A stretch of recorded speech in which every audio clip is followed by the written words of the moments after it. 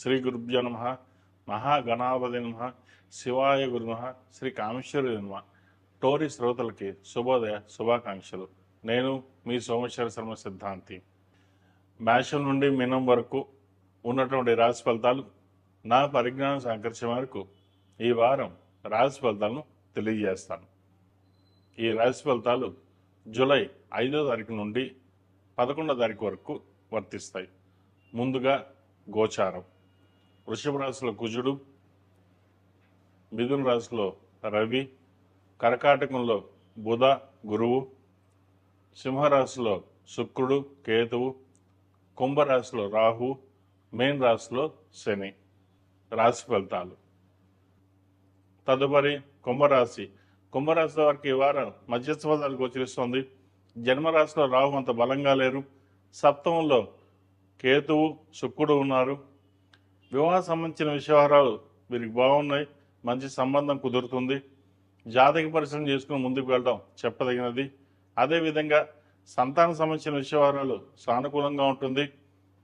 ఆరోగ్యపరంగా మటుకి కాస్త చికాకు కలిగిస్తుంది. ఆరోగ్య విషయంలో కొన్ని జాగ్రత్తలు తీసుకోవాలి. ఖర్చులు అదుపులో ఉండాలి. రావాల్సిన ధనం ఏదైతుందో తక్కువగా వస్తుంది. ఖర్చులు అధికంగా ఉంటుంది. వీరికి ఏలినాటి శని నడుస్తుంది. ద్వితీయంలో శని బలంగానే ఉన్నారు. వీరికి రాష్ట్రాధిపతి వ్యయాధిపతి అయిన శని ద్వితీయంలో ఉన్నారు. అదేవిధంగా లాభాధిపతి ద్వితీయాధిపతి అయిన గురువు 6ంట ఉన్నారు. షష్టం గురువు అంత మంచిది కాదు. గురువు ఉచ్చపట్టినప్పటికీ అంత అనుకూలంగా ఉండదు. అదేవిధంగా పంచమ అష్టమాధిపతి అయిన బుధుడు కూడా షష్టంలో ఉన్నారు. ఏదైనా మాట్లాడేటప్పుడు ఆచితూచి కొన్ని వ్యవహారాలు చేయాలి. బంధువులతో మాట్లాడేటప్పుడు విరోధం వచ్చే అవకాశం గోచరిస్తోంది. అదేవిధంగా ఉద్యోగంలో కూడా స్ట్రెస్ అధికంగా ఉంటుంది.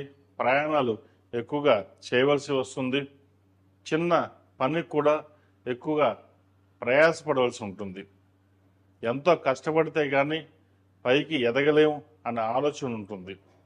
అయితే ఖర్చుల విషయంలో మటుకి ఎటువంటి వెనకాడకుండా పర్వాలేదు ఖర్చు పెడదాం అని అనుకుంటారు. ఎందుకంటే జన్మరాశిలో రాహు ఉన్నారు.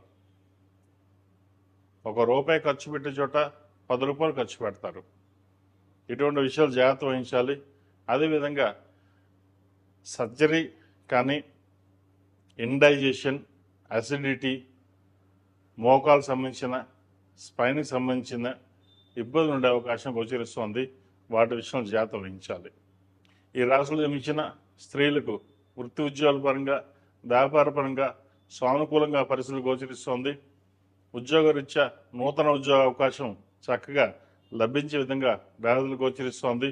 వ్యాపార రీత్యా కొన్ని నూతన అవకాశాలు వచ్చినప్పటికీ ఏలినాటి శని ప్రభావంతో, అదేవిధంగా జన్మరాశిలో రాహు వీరికి బలంగా లేదు కాబట్టి నిర్ణయాలు తీసుకునే విషయంలో మటుకి ఆచితూచి వ్యవహరించాలి. ఎవరు మనకు చెప్పాల్సిన అవసరం లేదు. మన దూరంలో మనం వెళ్దాం, మనం ఏదనుకుంటే అది నెరవేరుతుంది అనే ఆలోచన ఎక్కువగా ఉంటుంది. కాన్ఫిడెన్స్, సెల్ఫ్ కాన్ఫిడెన్స్ ఎక్కువగా ఉంటుంది. అయితే సెల్ఫ్ కాన్ఫిడెన్స్ ఎంత ఉన్నప్పటికీ అది మీరు వెళ్ళండి. కానీ వెళ్ళే దారి ఎలా వెళ్ళాలి, అది కరెక్టా కాదా, 1కి 2 సార్లు ఆలోచించుకోండి. ఆలోచించుకుని మీరు ఏదైతే నిర్ణయం తీసుకుంటారో అది చక్కగా తీసుకోవడం వల్ల లాభపడగలుగుతారు. లేకపోతే ఫైనాన్స్ పరంగా నష్టం ఉండే అవకాశం గోచరిస్తుంది. ఈ రాశి వారు ప్రతిరోజు ప్రతినిత్యం ఓం నమస్తే ఒత్తులతోటి, జిల్లేడు ఒత్తులతో దీపారాయణ చేయడం చెప్పదగినది. ఇంట్లోనూ ఆఫీస్లోనూ జిల్లేడు హనుమాన్, జిల్లేడు గణపతి పెట్టుకోవడం, చక్కగా పసుపు రాసి బొట్టు పెట్టి ప్రతిరోజు ఒక పువ్వు పెట్టడం చెప్పదగినది. తద్వారా మంచి శుభకార్యాలు అనేది.